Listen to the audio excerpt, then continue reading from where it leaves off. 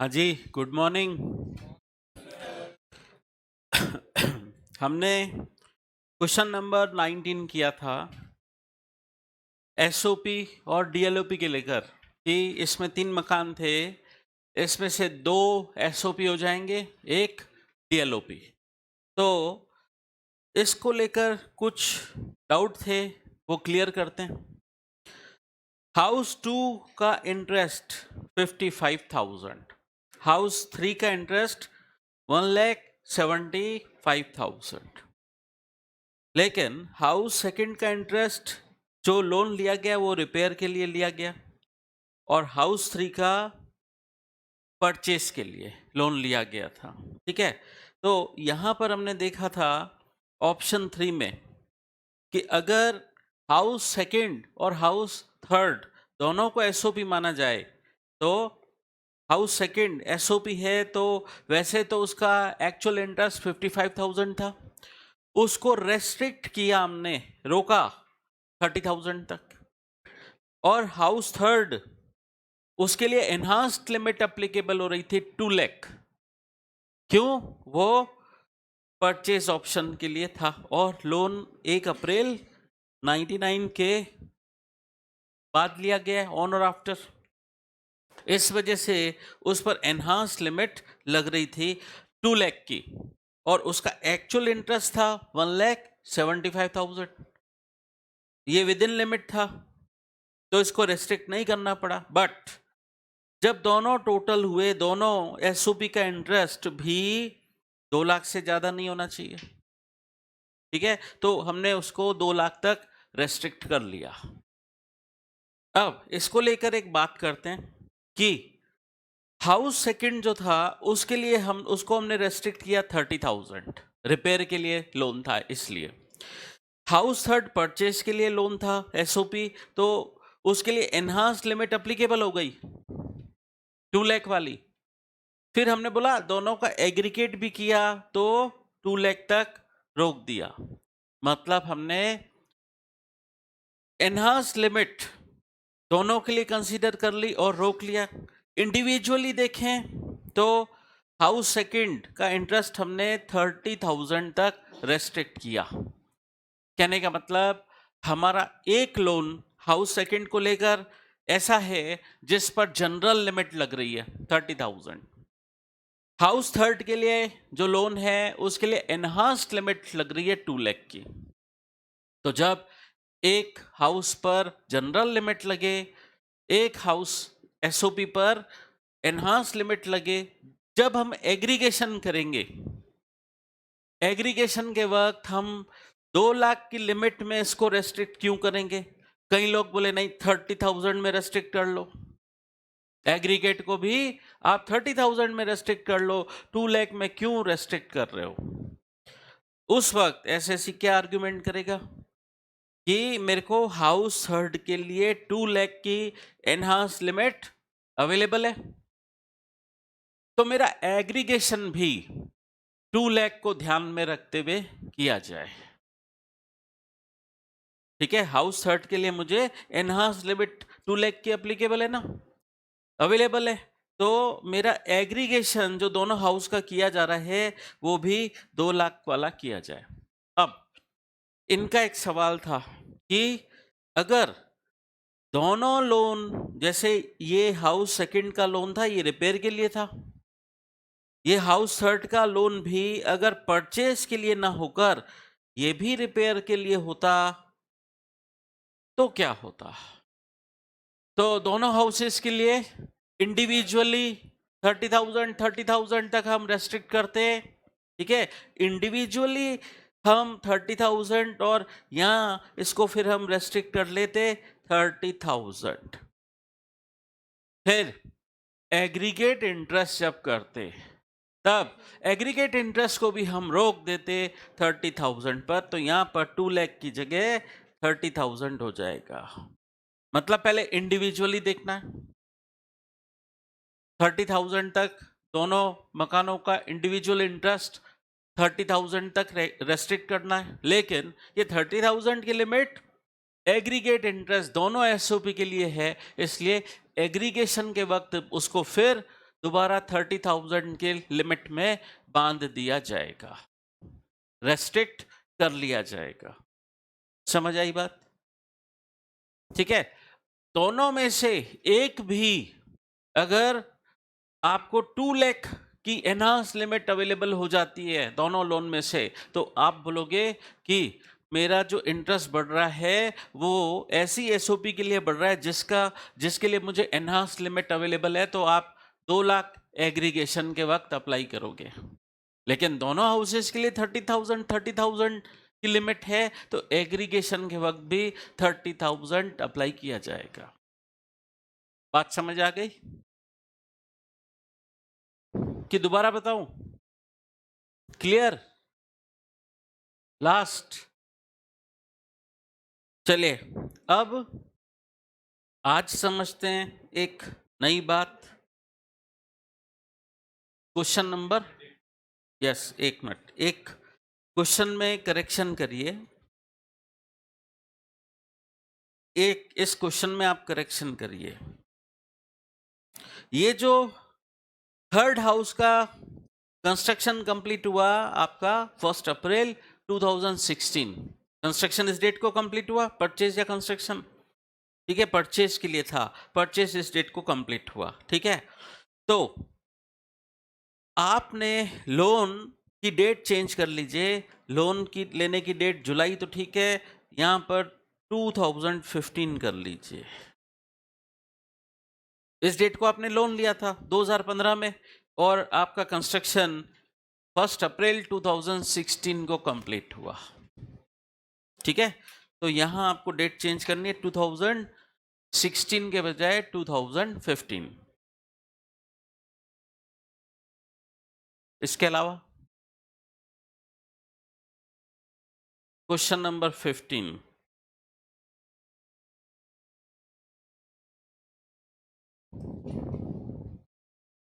Question number 15 में आपको interest की जो इंफॉर्मेशन दे रखी है उसके लिए इनका डाउट था कि ये जो इंटरेस्ट है फॉर एक्वायरिंग हाउस, एक्वायरिंग मतलब परचेस, ये 1 अप्रैल 2021 के बाद इस तरीके से लग रहा है, 1,60,000, 1,60,000 इंटरेस्ट है। इंफॉर्मेशन मिसलीडिंग है, आपको कंफ्यूज करने के लिए दी गई कि आफ्टर 1 अप्रैल 2021 से इस तरीके से इंटरेस्ट लग रहा है। अब सवाल यह है कि ये 1,60,000 जो इंटरेस्ट है ये पीसीपीआई है या करंट ईयर का इंटरेस्ट है? बताइए। आपको बस ये बोला गया 1,60,000 इंटरेस्ट है फॉर एक्वायरिंग हाउस, ये मकान परचेज किया गया आफ्टर 1 अप्रैल 2021। जब तक क्वेश्चन में आपको फुल इंफॉर्मेशन ना दी जाए कि लोन कब लिया गया, कंस्ट्रक्शन कब कंप्लीट हुआ, तब तक आप पीसीपीआई और करंट ईयर इंटरेस्ट का क्लासिफिकेशन नहीं करोगे, और सारा इंटरेस्ट आप करंट ईयर का इंटरेस्ट होना एज्यूम कर लोगे। ठीक है, कुछ एक स्टैंडर्ड बातें हैं, जैसे आपको कई बार क्वेश्चन में लोन की इंफॉर्मेशन दे रखी होती है लेकिन लोन के रीपेमेंट के बारे में कुछ नहीं बोला होता है। ठीक है, तो उस केस में आप क्या करोगे, लोन को आउटस्टैंडिंग मानोगे स्टिल, कि लोन स्टिल आउटस्टैंडिंग है, रीजन रीपेमेंट की कोई इंफॉर्मेशन नहीं दे रखी है, तो ये एजम्पशन लेना पड़ेगा। दूसरा, अगर फुल इंफॉर्मेशन अवेलेबल नहीं है कि हम इंटरेस्ट का पीसीपीआई और current year interest, pre construction period interest और करंट ईयर इंटरेस्ट में क्लासिफिकेशन कर सकें, हमारे पास फुल इंफॉर्मेशन अवेलेबल नहीं है, तो जो क्वेश्चन में इंटरेस्ट दिया गया है वो आप सिर्फ करंट ईयर का इंटरेस्ट मान लीजिए। ठीक है, अब कई स्टूडेंट्स को इसमें भी प्रॉब्लम हो सकती है, क्या कि सर ये तो लोन एक्वायर मकान किया गया है 1 अप्रैल 2021 के बाद, और अभी तो हमारा प्रीवियस ईयर 23-24 चल रहा है, तो हमारा प्री कंस्ट्रक्शन पीरियड इंटरेस्ट हो सकता है, और हमें 23-24 में उसका हमें थर्ड इंस्टॉलमेंट अलाउ होनी चाहिए। आपका इस डेट को हुआ परचेस, तो हमें थर्ड इंस्टॉलमेंट पीसीपीआई की कैलकुलेट करनी चाहिए जो हमें इस साल अलाउ होगी। लेकिन पीसीपीआई और करंट ईयर इंटरेस्ट को लेकर हम डिटेल में क्वेश्चन कर चुके हैं। वहां पर हमने बात की थी कि हर सिचुएशन में पीसीपीआई नहीं होता है। किस सिचुएशन में बताइए पीसीपीआई प्री कंस्ट्रक्शन पीरियड इंटरेस्ट होता ही नहीं है। मैंने आपको एनालिसिस करके बताया था कि आपने जब लोन लिया उसी ईयर में आपका कंस्ट्रक्शन कंप्लीट हो गया तो आपका पीसीपीआई बनता ही नहीं है। बताया था ऐसा क्वेश्चन। कौन सा था वो क्वेश्चन? क्वेश्चन नंबर 10 था वो। क्वेश्चन नंबर 10 में क्या था कि आपने लोन लिया था 1 अप्रैल 2023 को और उसी ईयर में आपका कंस्ट्रक्शन भी कंप्लीट हो गया 18 अगस्त 2023 को। तो जब जिस साल लोन लिया उस साल कंस्ट्रक्शन भी कंप्लीट हो गया। तो उस केस में हमने क्या देखा था? पीसीपीआई बना ही नहीं था। तो कोई जरूरी नहीं है कि उस क्वेश्चन में हमको दे रखा है कि परचेज किया गया आफ्टर, क्वेश्चन नंबर कौन सा था वो? 15। परचेज किया गया आफ्टर 1 अप्रैल 2021। तो इस साल परचेज हुआ, फटाफट कंस्ट्रक्शन अगर कंप्लीट हो जाता है तो हमारा कुछ केसेस में पीसीपीआई बनता ही नहीं है। खैर, बने या नहीं बने, अगर मेरे को क्वेश्चन में कंप्लीट इंफॉर्मेशन अवेलेबल नहीं है, मैं क्लासिफाई कर ही नहीं सकता कि प्री कंस्ट्रक्शन पीरियड इंटरेस्ट अलग कैलकुलेट कर पाऊं, करंट ईयर इंटरेस्ट अलग कैलकुलेट कर पाऊं। तो मान लेना है ये करंट ईयर का ही इंटरेस्ट है। तो ये करंट ईयर का इंटरेस्ट है, आपको डिडक्शन यहां मिल जाएगा। आपका मकान लेट आउट है क्या? बोलिए। 10 महीने के लिए लेट आउट था, ठीक है। तो इंटरेस्ट का डिडक्शन पूरा मिल जाएगा। प्रॉपर्टी एलओपी है, एलओपी प्रॉपर्टी के केस में इंटरेस्ट के अमाउंट को लेकर कोई रेस्ट्रिक्शन नहीं होता, ठीक है। यस, और कोई डाउट? क्लियर? चलिए अब आगे बात करते हैं। मिसक्लेनियस प्रोविजंस में आइए, मेन बुक में पेज नंबर 9 पर मिसक्लेनियस प्रोविजंस।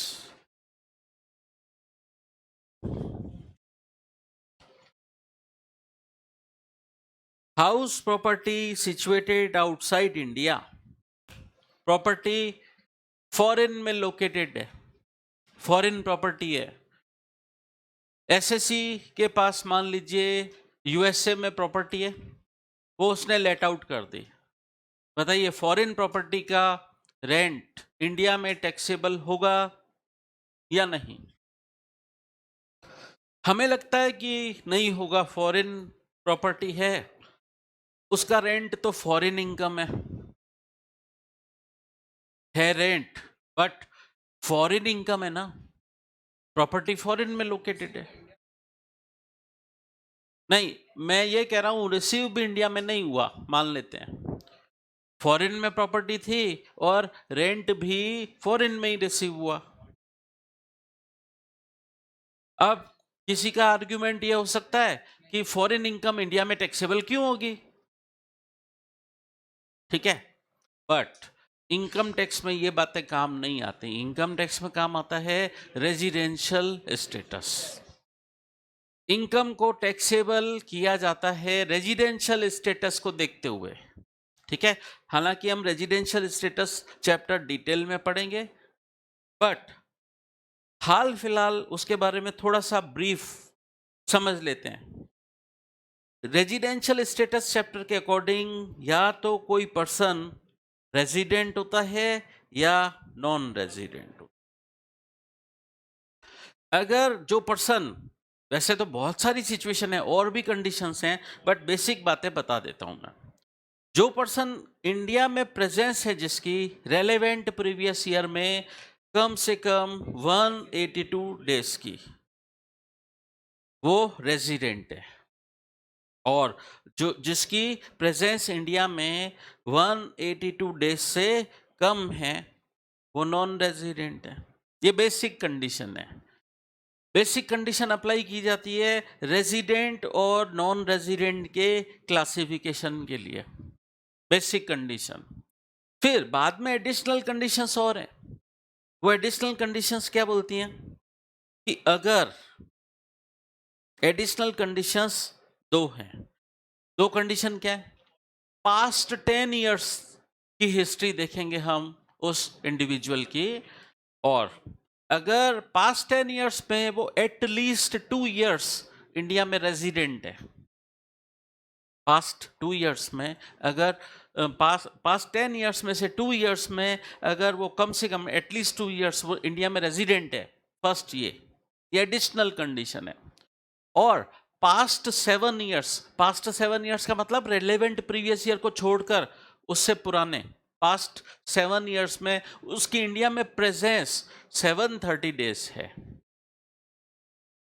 ठीक है, इन सब बातों को लेकर कंफ्यूज होने की जरूरत नहीं है। रेजिडेंशियल स्टेटस चैप्टर हम डिटेल में पढ़ेंगे, उसके प्रैक्टिकल क्वेश्चंस भी करेंगे। ठीक है, वहां पर एक 15 लाख की इनकम का इशू और भी है, income from Indian sources 15 lakh तक है या 15 लाख से ज्यादा है, उसको लेकर भी एक क्लासिफिकेशन है। ठीक है, वो सब डिटेल में पढ़ेंगे, अभी तो हम बेसिक बातें पढ़ रहे हैं। अभी मैंने दो एडिशनल कंडीशन बताई कि पास्ट 10 इयर्स में से 2 इयर्स में रेजिडेंट होना या प्रेजेंस होना, रेजिडेंट होना, और पास्ट 7 इयर्स में उसकी इंडिया में प्रेजेंस हो 730 डेज की एटलीस्ट प्रेजेंस।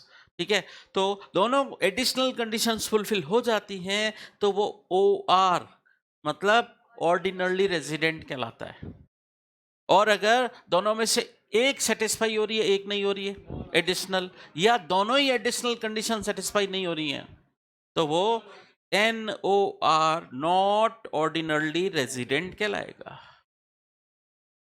ठीक है, इसका मतलब OR ऑर्डिनरली रेजिडेंट बनने के लिए दोनों के दोनों एडिशनल कंडीशन सेटिस्फाई होनी चाहिए। हो जाएगी तो वो OR हो जाएगा, ऑर्डिनरली रेजिडेंट इन इंडिया, नहीं तो not ordinarily resident in India. तो कुल मिलाकर किसी भी इंडिविजुअल के 3 टाइप के रेजिडेंशियल स्टेटस हैं, या तो वो OR है, या NOR है, या NR है। ठीक है, तो इन सब बातों को ध्यान में रखते हुए हम बात करते हैं कि एक इंडिविजुअल है, उसकी फॉरेन में प्रॉपर्टी है, वो इंडिया में टैक्सेबल होगी या नहीं, उसकी इनकम इंडिया में टैक्सेबल होगी या नहीं, इस पर बात करते हैं। अगर वो इंडिविजुअल ऑर्डिनरली रेजिडेंट है, ऑर्डिनरली, तो ऑर्डिनरली रेजिडेंट की तो ग्लोबल इनकम टैक्सेबल होती है, Indian income as well as foreign income भी इंडिया में टैक्सेबल होती है, तो उसके लिए तो दिक्कत है ही नहीं। तो ऑर्डिनरली रेजिडेंट है कोई इंडिविजुअल, उसकी फॉरेन में प्रॉपर्टी है, उसका रेंट का क्या टैक्स ट्रीटमेंट होगा, वो इंडिया में टैक्सेबल होगा रेंट उस फॉरेन प्रॉपर्टी का। लेकिन अगर वो नॉट ऑर्डिनरली रेजिडेंट है या नॉन रेजिडेंट है, तो ऐसी फॉरेन प्रॉपर्टी का रेंट इंडिया में टैक्सेबल तभी होगा when it is first received in India. अब सवाल पैदा होता है, फर्स्ट रिसीव्ड इन इंडिया का क्या मीनिंग है? सिर्फ ऐसे क्यों नहीं लिखा रिसीव्ड इन इंडिया, ऐसे लिखा फर्स्ट रिसीव्ड इन इंडिया?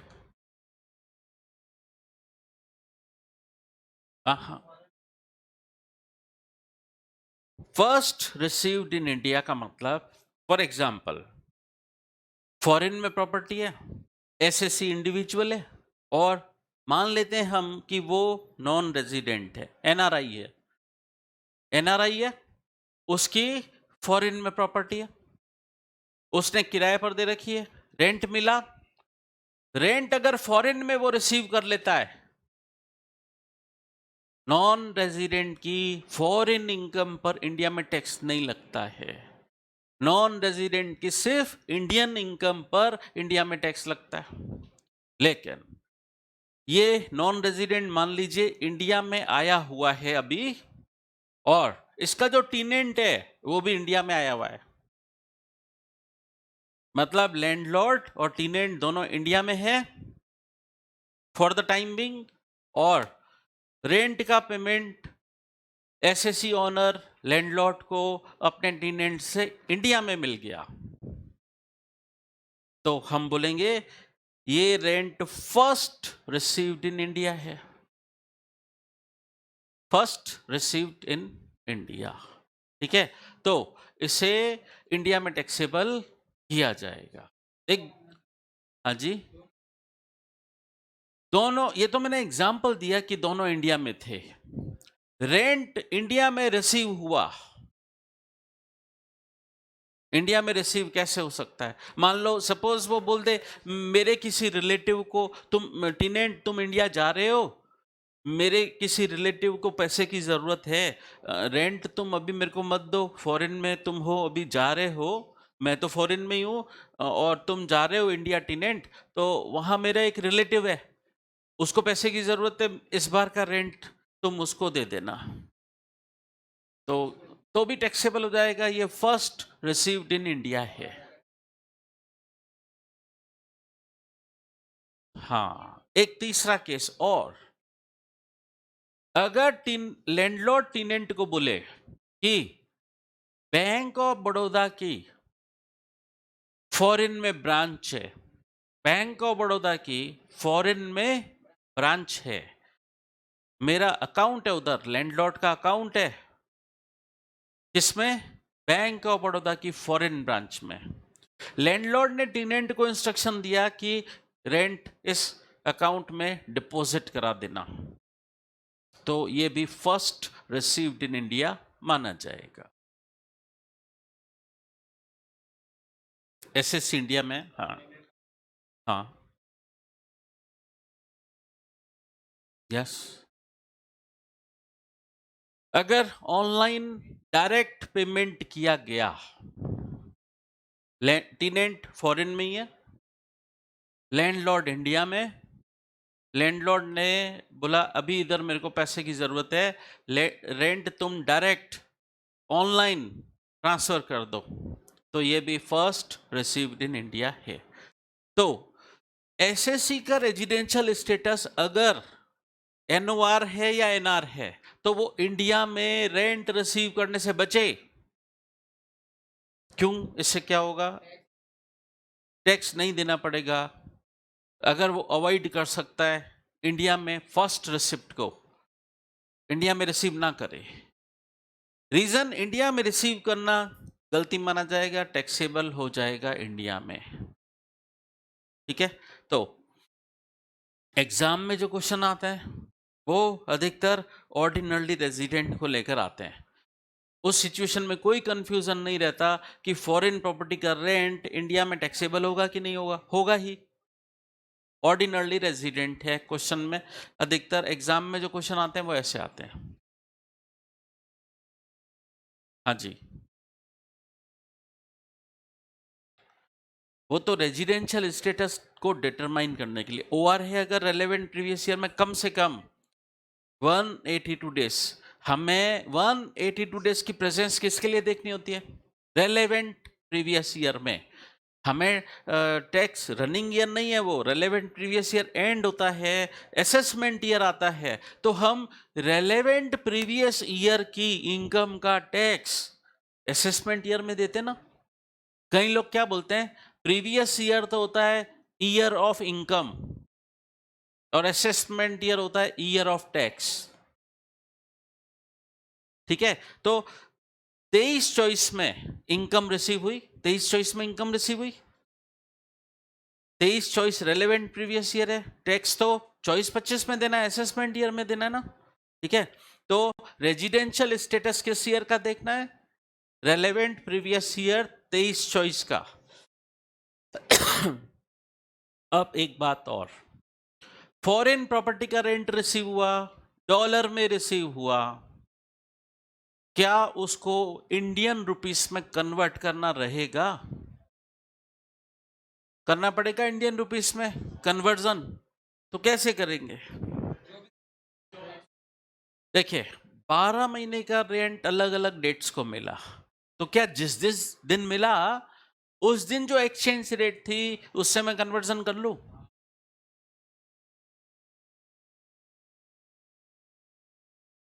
साल में 12 महीने, 12 महीने का साल में 12 बार रेंट रिसीव हुआ, तो जिस जिस दिन मंथली रेंट रिसीव हुआ उस दिन जो एक्सचेंज रेट थी वो अप्लीकेबल होगी क्या? एक्सचेंज रेट आपने कभी सुना हो, ऐसे होती है 1 US dollar equal to rupees for example 75, ठीक है? एक्सचेंज रेट इस तरीके से होती है। तो साल में 12 बार रेंट रिसीव हुआ, मंथली 12 महीने का रेंट 12 बार, ठीक है? तो क्या जिस जिस जिस दिन रिसीव हुआ उस दिन की एक्सचेंज रेट में काम में लूं डॉलर को रुपीस में कन्वर्ट करने के लिए? तो गवर्नमेंट ने इसके लिए एक रूल बनाया, रूल 115। रूल 115 में गवर्नमेंट ने क्या लिखा कि आप जो फॉरेन एक्सचेंज रेट यूज करोगे कन्वर्जन पर्पस के लिए, कन्वर्जन किसका? डॉलर फॉरेन करेंसी को इंडियन रुपीस में कन्वर्ट करने के लिए आप जो एक्सचेंज रेट यूज करोगे वो किस दिन की यूज करोगे? As on the last day of the relevant previous year. मतलब कन्वर्जन साल में एक बार ही करना है, और उसके लिए एक्सचेंज रेट कौन सी काम मिलेंगे? रेलेवेंट प्रीवियस ईयर आपका 23-24, तो इसका लास्ट डे मतलब 31/3/2024 के दिन जो एक्सचेंज रेट प्रिवेलेंट है वो काम में लोगे, ठीक है? मतलब क्या? डॉलर में जो भी मिला पूरे साल ऐड कर दो, एक ही अमाउंट लो, उसको एक बार कन्वर्जन करना है, जो हमारे 31 मार्च 2024 के दिन एक्सचेंज रेट प्रिवेलेंट थी उससे कन्वर्जन कर लेना है।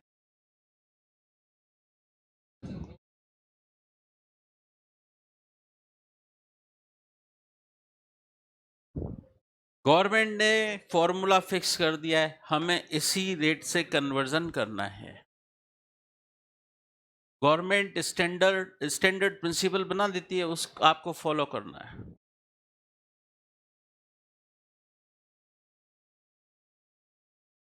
इनका कहना है ऑर्डिनरी रेजिडेंट ने इस फॉरेन प्रॉपर्टी के किराए पर फॉरेन में भी टैक्स दिया है, क्या ये इंडिया में भी टैक्सेबल होगा? मैं आपको बता चुका हूं, एक ही इनकम पर 2 कंट्रीज टैक्स लगा सकती हैं। फॉरेन में भी वो टैक्स देगा, इंडिया में भी टैक्स देगा, बट जब आप सीए फाइनल में आओगे एक बात और पढ़ोगे, डबल टैक्सेशन रिलीफ। अगर उस दूसरी कंट्री फॉरेन कंट्री के साथ हमने एग्रीमेंट कर रखा है, डबल टैक्सेशन अवॉइडेंस एग्रीमेंट, उसको शॉर्ट में DTAA बोलते हैं, डबल टैक्सेशन अवॉइडेंस एग्रीमेंट। अगर उस फॉरेन कंट्री के साथ हमने एग्रीमेंट कर रखा है, ट्रीटी कर रखी है, तो उस ट्रीटी के अकॉर्डिंग रिलीफ दी जाएगी। और अगर इंडिया ने उस दूसरी कंट्री के साथ एग्रीमेंट नहीं भी कर रखा है तो भी इंडिया इस इनकम पर इंडिया में रिलीफ देगा, ठीक है? सीए फाइनल में आओगे तब पढ़ोगे बायलैटरल रिलीफ। उसके 2 सेक्शन है, सेक्शन 90 और 90A, कि उस फॉरेन कंट्री के साथ अगर हमारा डबल टैक्सेशन अवॉइडेंस एग्रीमेंट हो रखा है तो सेक्शन 90 और 90A के अकॉर्डिंग रिलीफ कैलकुलेट होगी। लेकिन अगर इंडिया ने उस दूसरी कंट्री के साथ, उस फॉरेन कंट्री के साथ DTAA नहीं कर रखा है तो भी यूनिलैटरल रिलीफ दी जाएगी, इंडिया रिलीफ देगा अंडर सेक्शन 91। तो कोई इनकम 2 कंट्री में टैक्सेबल हो रही है या नहीं, इसके लिए डबल टैक्सेशन रिलीफ चैप्टर है, वो सीए फाइनल में आता है। चलिए ये क्लियर है। अभी क्या, एसएससी ऑर्डिनरी रेजिडेंट है, उसका रेंट फॉरेन प्रॉपर्टी का इंडिया में टैक्सेबल होगा। अगर एसएससी एनओआर है या एनआर है, उसकी फॉरेन प्रॉपर्टी का रेंट इंडिया में तभी टैक्सेबल होगा when it is first received in India.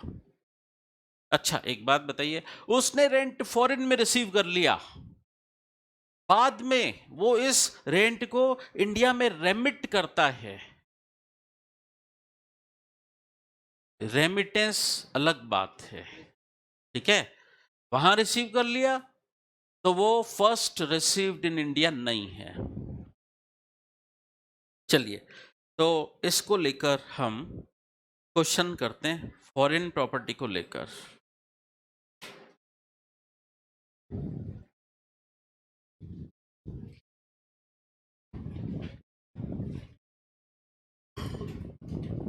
Foreign property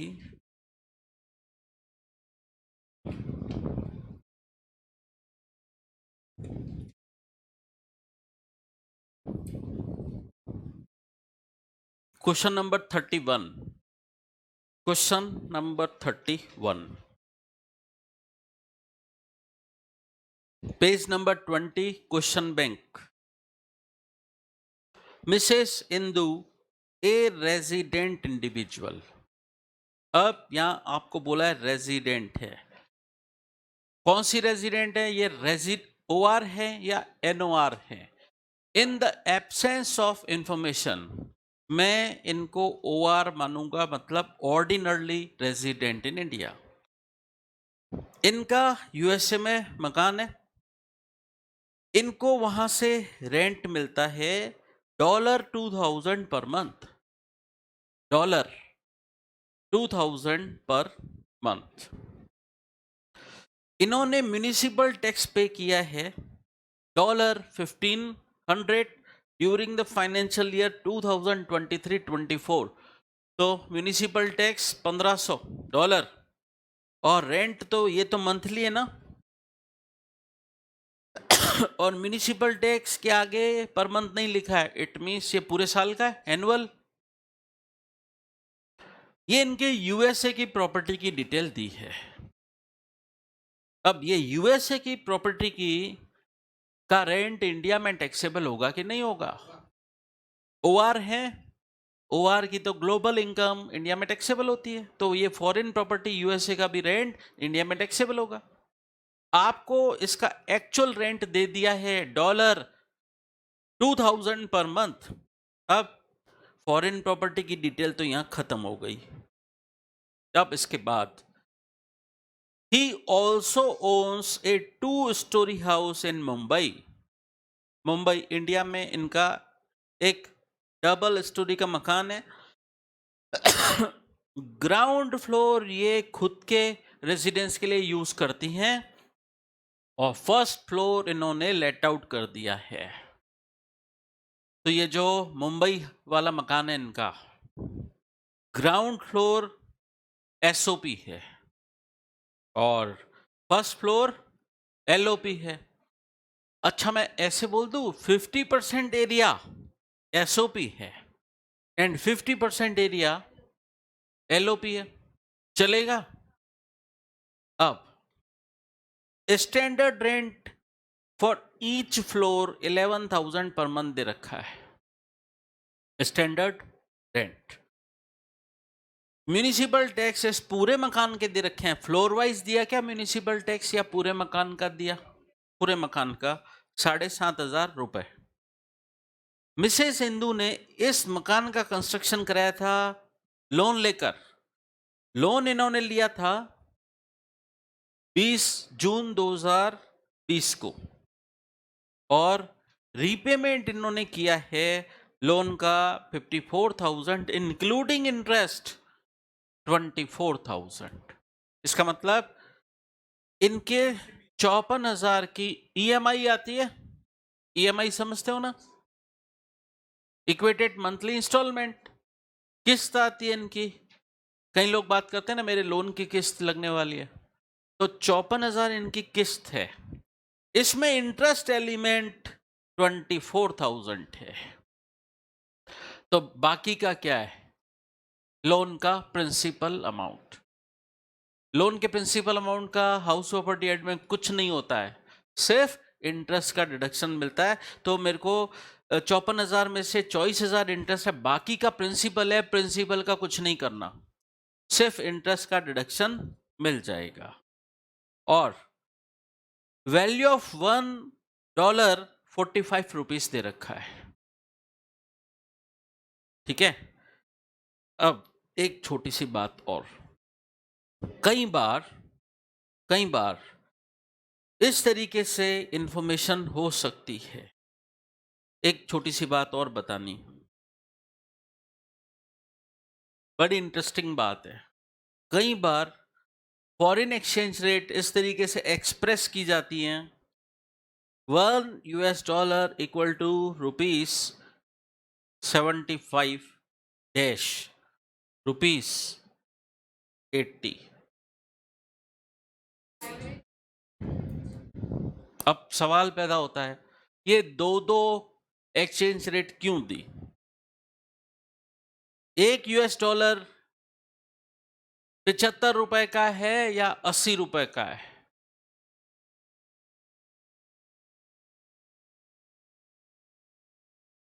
express exchange rate इस तरीके से की जाती है, ठीक है। अब बात सुनिए इससे रिलेटेड, ये तो कहलाती है बाइंग रेट, बाइंग रेट, और ये कहलाती है सेलिंग रेट। अब ये बाइंग रेट और सेलिंग रेट का कंसेप्ट समझना।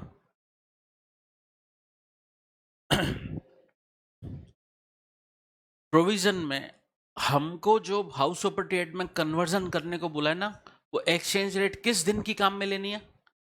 As on last day of relevant previous year. लेकिन उसमें भी हमको बाइंग रेट लेनी है या सेलिंग रेट लेनी है?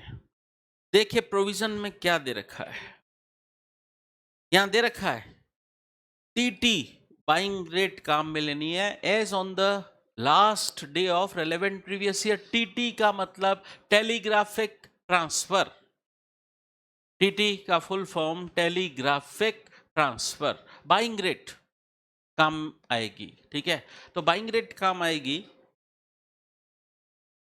तो बाइंग रेट और सेलिंग रेट होती है, मतलब बाइंग रेट यूज में लेनी है।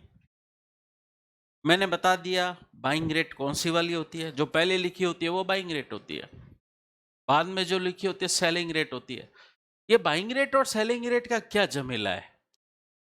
आपको क्लियर हुआ कि ये बाइंग रेट सेलिंग रेट का क्या माजरा है? क्यों बोल रहे हैं बाइंग रेट सेलिंग रेट? वैसे तो ज्यादा डिटेल में नहीं जाए तो कोई दिक्कत नहीं है, बाइंग रेट बोला है तो ये बाइंग रेट होती है, बस बात खत्म। लेकिन समझाते हैं आपको बाइंग रेट सेलिंग रेट क्या होती है। बाइंग रेट, फॉर एग्जांपल मैंने कोई गुड्स एक्सपोर्ट किया एक फॉरेन कंट्री में, मेरे फॉरेन कस्टमर को मैंने कुछ गुड्स एक्सपोर्ट किया, उसने मेरे गुड्स का कंसीडरेशन पे किया डॉलर में, तो मेरे को फॉरेन करेंसी डॉलर रिसीव हुआ। अब मेरे को ये जो डॉलर में अपने गुड्स का कंसीडरेशन रिसीव हुआ है, ये डॉलर लेकर मैं बैंक के पास गया कि ये डॉलर मुझे कन्वर्ट करके रुपीस दे दो, ठीक। अब बैंक किस रेट से पेमेंट करेगा?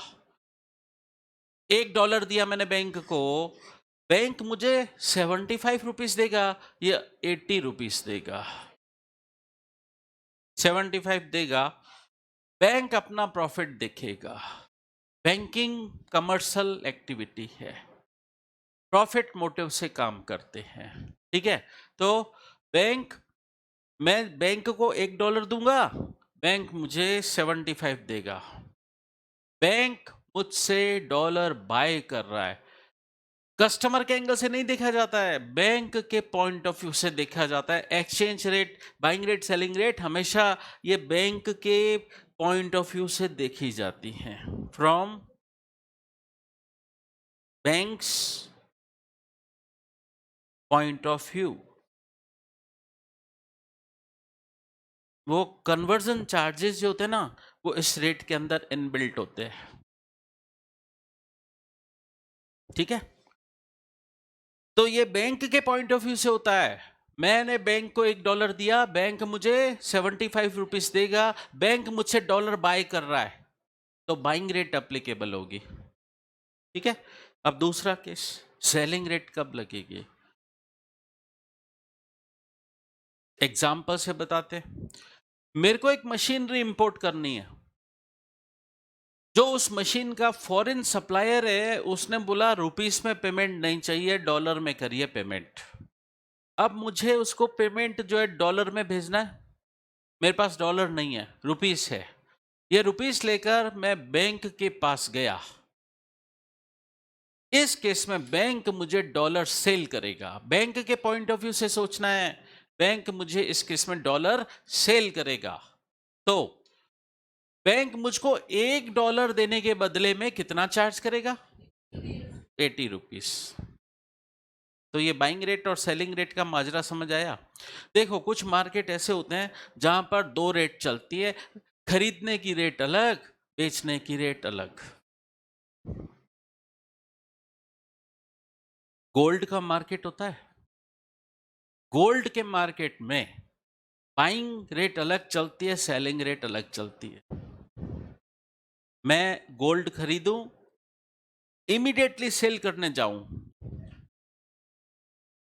बेचने की रेट अलग होगी, खरीदने की रेट अलग। ठीक इसी तरीके से शेयर मार्केट में भी होता है।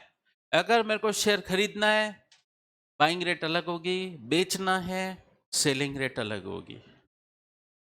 ठीक है, नहीं फ्लक्चुएशन भी नहीं है, फ्लक्चुएशन नहीं है, फ्लक्चुएशन तो होते हैं, बाइंग रेट में भी होते हैं, सेलिंग रेट में भी होते हैं। ठीक है, बट रेट अलग अलग होती है, खरीदने की रेट अलग होती है, बेचने की रेट अलग होती है।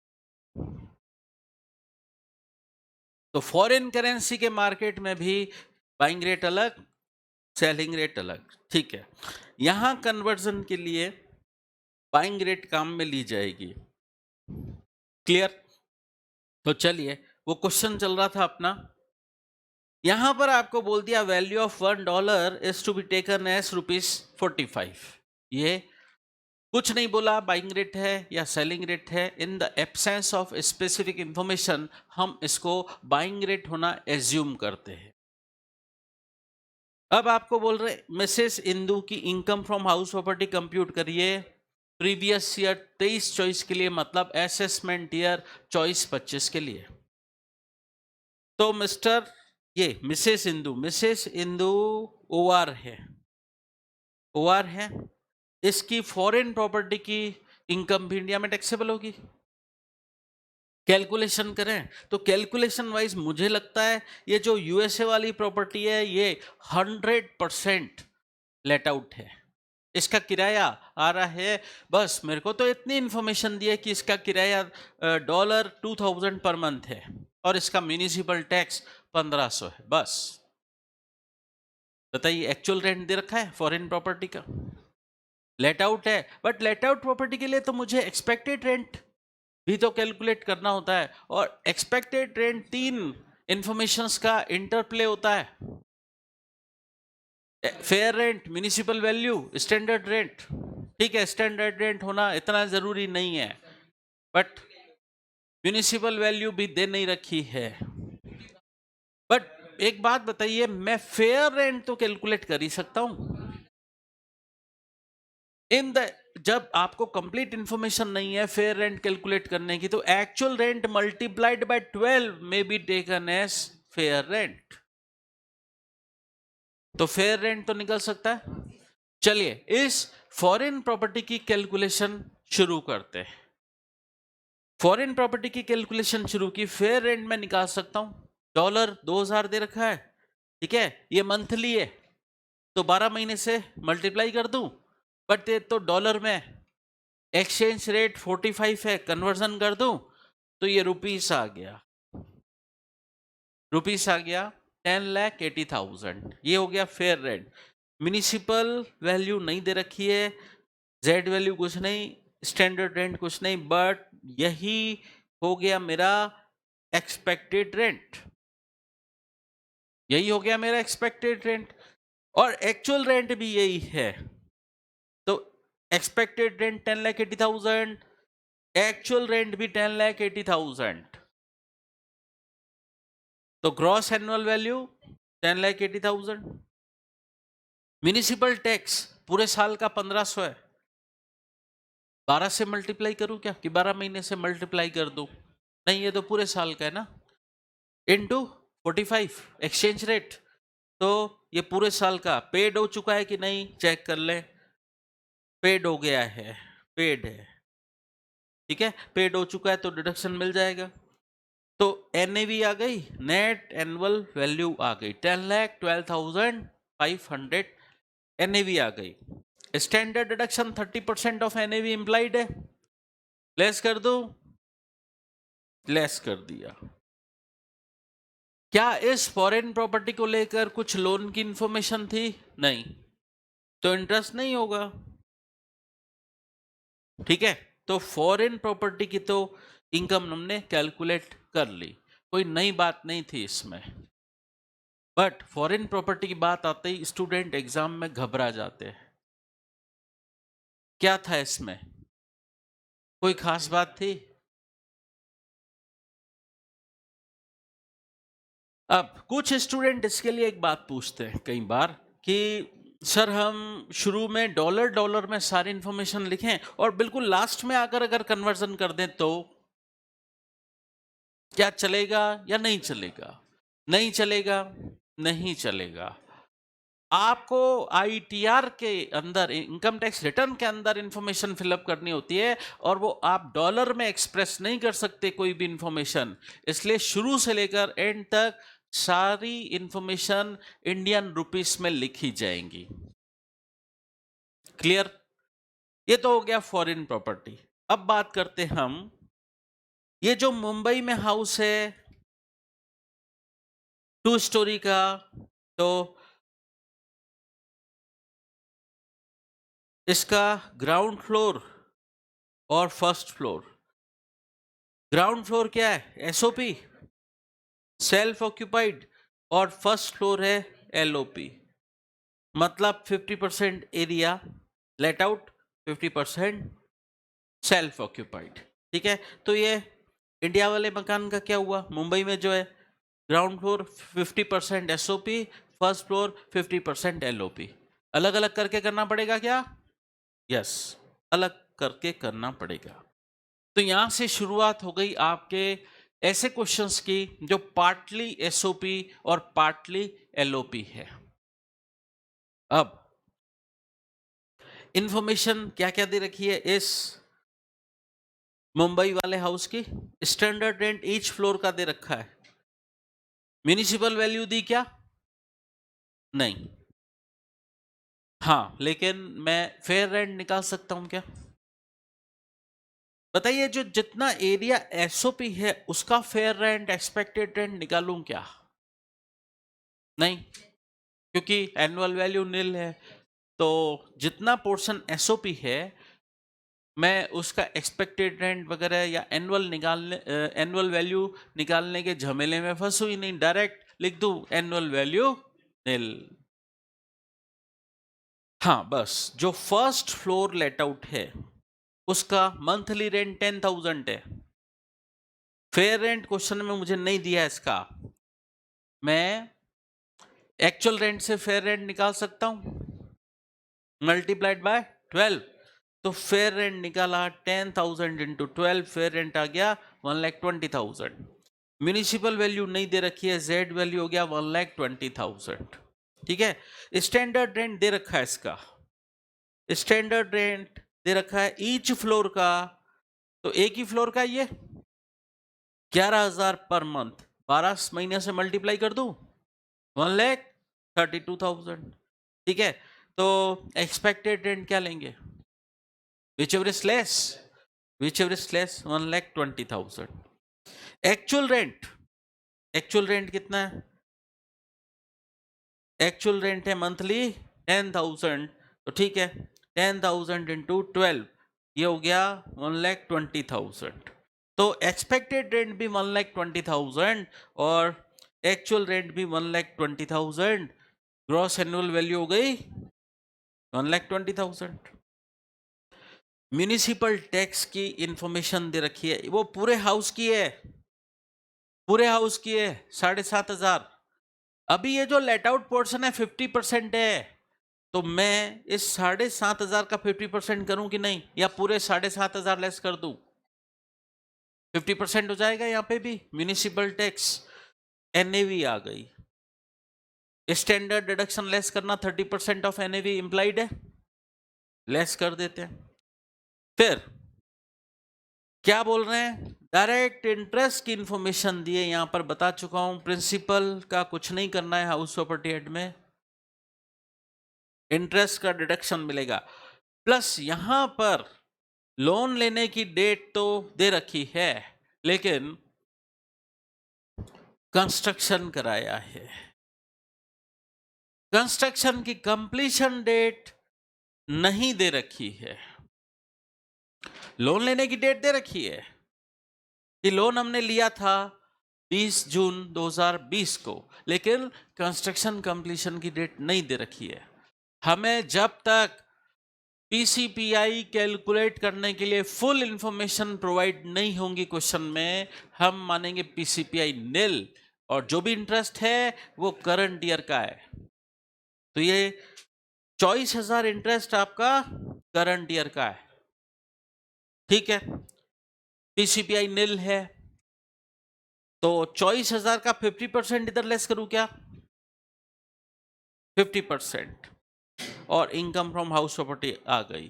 बट जो एसओपी पोर्शन है उसमें कोई डिडक्शन नहीं मिलता सिवाय इंटरेस्ट के, तो एनुअल वैल्यू सब कुछ नील, ठीक है, बट इंटरेस्ट का डिडक्शन तो मिलेगा ना। 24,000 इंटरेस्ट इस पूरे मकान का था और एसओपी 50% है, तो इंटरेस्ट 24,000 50% यहां आएगा 12,000, ये नेगेटिव, सब एडलेस कर दीजिए जो भी था, ठीक है, जो भी था एडलेस कर दीजिए, ये तीनों एडलेस कर दीजिए, आपके इनकम फ्रॉम हाउस प्रॉपर्टी आ जाएगी फाइनली 766,125। कोई दिक्कत? आसान है। ये हमने फॉरेन प्रॉपर्टी का किया। अब फॉरेन प्रॉपर्टी को लेकर एक और question, question number 32। Mrs Rohini Devi a citizen of USA, इससे हमें कोई मतलब नहीं ये कहाँ की सिटीजन है, सिटीजनशिप से हमें कोई लेना देना नहीं है। इनकम टैक्स में हमेशा हम रेजिडेंशियल स्टेटस देखेंगे, तो ये रेजिडेंट कहाँ की हैं, resident and ordinary resident in India, ये इंडिया में OR है, ऑर्डिनरी रेजिडेंट है, ठीक है। ड्यूरिंग द फाइनेंशियल ईयर 23-24, मतलब रेलेवेंट प्रीवियस ईयर में ये OR है। इनकी एक हाउस प्रॉपर्टी है यूएसए में जो ये रेजिडेंस के तौर पर यूज कर रही है, एसओपी है, ठीक है, मतलब ये फॉरेन प्रॉपर्टी एसओपी है। इसकी एनुअल वैल्यू बता दिया आपको $20,000 और एक्सचेंज रेट आपको दे दी 45 रुपीस। एनुअल वैल्यू किसी काम की है या नहीं, एसओपी है, एनुअल वैल्यू नील, लेकिन हम ज्यादा से ज्यादा 2 एसओपी ले सकते हैं, चेक करना पड़ेगा इनकी एसओपी कितनी है। अगर 2 से ज्यादा हुई तो फिर 2 तक ही एसओपी ले पाएंगे और एक्स्ट्रा जो होगी वो डीएलओपी होगी। तो चेक करना पड़ेगा इनके पास एसओपी कितनी है। अभी तो एक एसओपी का पता पड़ा कि ये फॉरेन वाली प्रॉपर्टी एसओपी है। अब आगे दे रखा है, she took ownership and position of A flat in Chennai, India में इनकी एक प्रॉपर्टी है, एक फ्लैट है चेन्नई में, जो इन्होंने इसी साल परचेस किया है 1 जुलाई 2023 को, 1 जुलाई 2023 को। बताइए पूरे 12 महीने 23-24 में इस मकान की इनके पास ओनरशिप थी क्या? ओनरशिप पूरे 12 महीने नहीं थी। इन्होंने ये मकान की ओनरशिप एक्वायर किए, परचेस किया है 1 जुलाई को। अगर ये मकान एलओपी हो, लेट आउट हो, और हमें एक्सपेक्टेड रेंट कैलकुलेट करना पड़े, तो एक्सपेक्टेड रेंट कैलकुलेट करने के लिए जो 3 इंफॉर्मेशंस काम आती हैं, fair rent, municipal value, standard rent, वो सारे हम कितने महीने के लेंगे? 9 महीने के, जुलाई टू मार्च, क्योंकि अप्रैल मई जून में तो ऑनरशिप ही नहीं थी। ठीक है, तो यहां खास बात ये सामने आती है कि इस केस में मेरे एक्सपेक्टेड रेंट मुझे ध्यान रखना है 9 महीने का लेना है। अब ये जो इंडिया में चेन्नई में फ्लैट है, ये भी एसओपी है। ठीक है, जब भी ये इंडिया में आती हैं इसी मकान में रहती है, और आगे और कोई प्रॉपर्टी की इंफॉर्मेशन नहीं दे रखी है। तो क्या फॉरेन वाली भी प्रॉपर्टी एसओपी है, और ये चेन्नई वाला फ्लैट इंडियन प्रॉपर्टी भी एसओपी है? 2 एसओपी हो सकती है ना, दोनों की एनुअल वैल्यू नील हो जाएगी। आप बोलेंगे क्वेश्चन खत्म हो गया, दोनों एसओपी, बस एनुअल वैल्यू नील। अरे मकान एसओपी होता है, 2 से ज्यादा नहीं ले सकते, ठीक है, बट एसओपी पर भी तो इंटरेस्ट का डिडक्शन मिलता है ना, तो अब आपको इंटरेस्ट के झमेले में उलझाया जाएगा। चलते हैं, पढ़ते हैं यहां पर। ये फ्लैट यूज हुआ 7 मंथ्स ओनली। इस साल ईयर एंडेड 31 मार्च 2024 तक इन्होंने 7 महीने यूज किया। अरे ऑनरशिप तो 9 महीने थी, 7 महीने यूज किया, ठीक है। While is the municipal valuation इस मकान का 32,000 है। वैसे तो म्यूनिसिपल वैल्यू अधिकतर एनुअल दे रखी होती है, बट इस क्वेश्चन में मंथली दे रखी है, ठीक है। फेयर रेंट एनुअल दे रखा है, मतलब कैलकुलेशन, ये जो क्वेश्चन बनाने वाला है वो सोचता है कि स्टूडेंट मिस्टेक कर लें कहीं ना कहीं, कोई इंफॉर्मेशन मंथली देता है, कोई एनुअल। फिर she paid the followings to the corporation of Chennai property tax 16,200 property tax है, सीवरेज टैक्स 1,800 है। कह रहे कॉर्पोरेशन ऑफ चेन्नई मतलब म्यूनिसिपल कॉर्पोरेशन, मतलब म्यूनिसिपल अथॉरिटी को ये टैक्सेस दिए गए। दो नाम कुछ भी हो सकते हैं, बट इन टोटलिटी क्या ये म्यूनिसिपल टैक्स है? म्यूनिसिपल अथॉरिटी को जो टैक्स पे होता है वो तो म्यूनिसिपल टैक्स होता है ना। तो आप टोटल कर लीजिए, तो मेरा इस केस में म्यूनिसिपल टैक्स कितना हो गया? 18,000। 18,000। अब इंफॉर्मेशन दे रहे हैं, she had taken a loan from standard chartered bank for purchasing this flat. ये फ्लैट परचेज करने के लिए इन्होंने लोन लिया है। लोन लिया। अब आगे बता रहे हैं इंटरेस्ट ऑन लोन की डिटेल इस तरीके से है। अब यहां से खेल शुरू होता है, कंफ्यूज करना चाहते हैं आपको। आपको इंटरेस्ट की इंफॉर्मेशन दी और थोड़ी सी उलझा के लिखी है। कह रहे हैं अब सबसे क्रूशियल डेट क्या है यहां पर? ये फ्लैट जो चेन्नई वाला है परचेस कब हुआ था? 1 जुलाई, 1 जुलाई 2023 को। तो आपको बता रहे हैं कि पीरियड प्रायर टू 1 अप्रैल 2023 से पहले का इंटरेस्ट है 49,200, और 1 अप्रैल 2023 से लेकर 30 जून 2023 तक का इंटरेस्ट 50,800, और इस डेट के बाद से 1 जुलाई 2023 से इंटरेस्ट बनता है 1,31,200।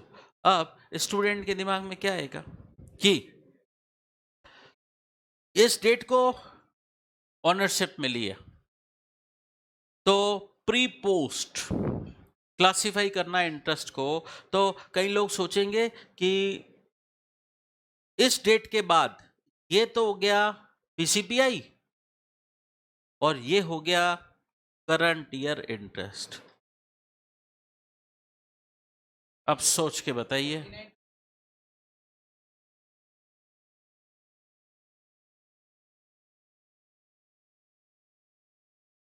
हाँ बताइए, कौन सा वाला पीसीपीआई है?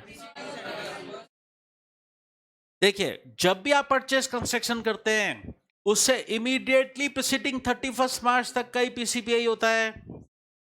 क्या ओनरशिप या परचेस या कंस्ट्रक्शन की डेट तक का पीसीपीआई होता है या उससे इमीडिएटली प्रीसीडिंग 31 मार्च तक का पीसीपीआई होता है? तो इससे इमीडिएटली प्रीसीडिंग 31 मार्च क्या होगी? 23। तो ये वाला इंटरेस्ट ही पीसीपीआई है। इट मींस ये सिर्फ ये वाला पीसीपीआई है, प्री कंस्ट्रक्शन पीरियड इंटरेस्ट, और ये दोनों करंट ईयर इंटरेस्ट हैं। तो इस क्वेश्चन में आपको क्लासिफाई करना था पीसीपीआई कितना है, करंट ईयर का इंटरेस्ट कितना है। और पीसीपीआई जो भी है अमाउंट वाइज तो बहुत कम है, बट क्या 5 इक्वल इंस्टॉलमेंट्स में अलग होगा? तो पीसीपीआई जो था मैं उसकी 5 इक्वल इंस्टॉलमेंट्स बना देता हूं। एक इंस्टॉलमेंट ये, बताइए अभी मेरा प्रीवियस ईयर 23-24 चल रहा है, पीसीपीआई की कौन सी इंस्टॉलमेंट अलग होगी? फर्स्ट, सेकंड, थर्ड और फोर्थ, फिफ्थ, कौन सी? जिस साल परचेज और कंस्ट्रक्शन कंप्लीट होता है उस साल फर्स्ट इंस्टॉलमेंट अलग होती है। परचेज कंस्ट्रक्शन इसी साल कंप्लीट हुआ है 23-24, तो ये पीसीपीआई की फर्स्ट इंस्टॉलमेंट है। ये पीसीपीआई की फर्स्ट इंस्टॉलमेंट है, ठीक है। और करंट ईयर का इंटरेस्ट टोटल ये हो गया 50,800 प्लस 1,31,200, ये करंट ईयर का इंटरेस्ट हो गया। अब ये पीसीपीआई की पहली installment plus current year interest, total interest का इतना डिडक्शन मिलेगा। अब फॉरेन दो एसओपी हैं, दोनों की एनुअल वैल्यू नील होगी। ये इंडियन प्रॉपर्टी को लेकर लोन की इंफॉर्मेशन, इंटरेस्ट की इंफॉर्मेशन दे रखी थी। तो क्वेश्चन तो बड़ा आसान है, दो एसओपी हो गए, एसओपी की एनुअल वैल्यू नील, सिर्फ इंटरेस्ट का डिडक्शन मिलेगा, तो चेन्नई फ्लैट एनुअल वैल्यू नील और इंटरेस्ट का डिडक्शन मिलेगा। इंटरेस्ट का डिडक्शन इतना है, बताइए पूरा मिल जाएगा क्या? यहां पर एनहांस्ड लिमिट 2 लाख अप्लीकेबल होगी, ये विद इन 2 लाख है, विद इन 2 लाख है तो मिल जाएगा।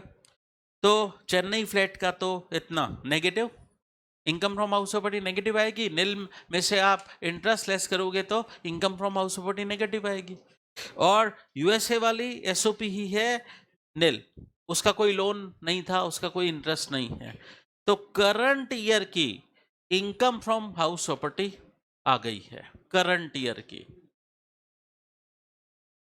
अब ये करंट ईयर की इनकम फ्रॉम हाउस प्रॉपर्टी आने के बाद एक और इंफॉर्मेशन दे रखी है क्वेश्चन में, पढ़ते हैं। कह रहे हैं she had a house property in Bangalore, इनके पास बेंगलोर में एक और प्रॉपर्टी है। अब पढ़ने से लगता है अच्छा कहीं ये भी एसओपी ना हो, कहीं 3 एसओपी हो गई, 3 एसओपी। देखिए ये बेंगलोर वाली प्रॉपर्टी इस साल इनके पास नहीं है, क्योंकि ये सेल आउट कर चुके हैं मार्च 2022 में ही। तो ये प्रॉपर्टी तो इस साल इनके पास है ही नहीं। तो इस प्रॉपर्टी का और क्या ये लफड़ा हो रखा है, बोल रहे हैं कि इस मकान के लिए उनको एरियर ऑफ रेंट मिला है 60,000, वो इस साल मिला है मार्च 2024, करंट प्रीवियस ईयर में इसका एरियर ऑफ रेंट मिला। क्या arrear of rent receipt year में टैक्सेबल होता है, भले ही उस रेलेवेंट प्रॉपर्टी की ओनरशिप एसएससी के पास नहीं हो, चलेगा, टैक्सेबल होगा रिसिप्ट ईयर में। तो 60,000 ये रिसिप्ट ईयर अभी 23-24 में रिसिप्ट ईयर है, इसका टैक्सेबल हो जाएगा इस साल। लेकिन क्या 30% स्टैंडर्ड डिडक्शन लेस होके बैलेंस 70% ही टैक्सेबल होगा? यस, स्टैंडर्ड डिडक्शन मिलेगा, लेकिन इसका इफेक्ट हमें क्वेश्चन के बिल्कुल लास्ट में करना है। पहले तो हमें करंट ईयर की इनकम फ्रॉम हाउस प्रॉपर्टी निकालने पे ध्यान रखना है। ये रिकवरी तो पास्ट ईयर की है, ये बिल्कुल एंड में ऐड कर देनी है, ठीक है? तो बिल्कुल एंड में ऐड कर देंगे। ऐड कौन से सेक्शन में टैक्सेबल? Section 25A। तो सेक्शन 25A में ये एरिया ऑफ रेंट की रिकवरी टैक्सेबल हो जाएगी, बट 30% लेस होके बैलेंस रिकवरी हम टैक्सेबल बताएंगे। तो finally income from house property negative आ रही है, मतलब ये लॉस है, ठीक है? ये क्वेश्चन बहुत पहले एग्जाम में आ रखा है, अभी बहुत आसान हो गया, लेकिन जब ये क्वेश्चन आया था तब गवर्नमेंट एक ही एसओपी प्रॉपर्टी अलाउ करती थी, दो नहीं। तो तब क्या सीन बना होगा? एक एसओपी एक डीएलओपी, फिर एज्यूम करके देखना पड़ेगा कि दोनों को डीएलओपी मानते हैं तो क्या टैक्सेबल वैल्यू आती है, दोनों को एसओपी मानते हैं तो क्या टैक्सेबल वैल्यू आती है। फिर सिलेक्शन करना पड़ेगा, ऑप्शन क्रिएट करने पड़ेंगे।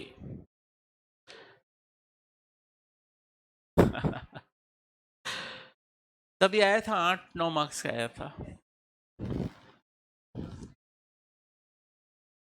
स्टडी मटेरियल में भी आपको बहुत लिमिटेड क्वेश्चंस मिलेंगे, यहाँ तो उन सारे क्वेश्चंस की भरमार है, जो ऐसे टेक्निकल आ रखे हैं सारे वो यहाँ भर रखे हैं हमने। तो इसके लिए मैंने नीचे एक कमेंट लिखा कि अगर चेन्नई फ्लैट को हम टैक्सेबल होता, अगर डीएलओपी के रूप में, अगर चेन्नई फ्लैट डीएलओपी प्रॉपर्टी के रूप में टैक्सेबल होता, अभी तो नहीं हुआ क्योंकि 2 एसओपी अलाउड है। अगर ये चेन्नई फ्लैट को हमको कभी डीएलओपी मानना पड़ता अगर, तो हमें एक्सपेक्टेड रेंट से रिलेटेड इंफॉर्मेशन 9 महीने की लेनी पड़ती, क्योंकि इसको ऑनरशिप और पोजीशन 1/7/2023 से मिला है।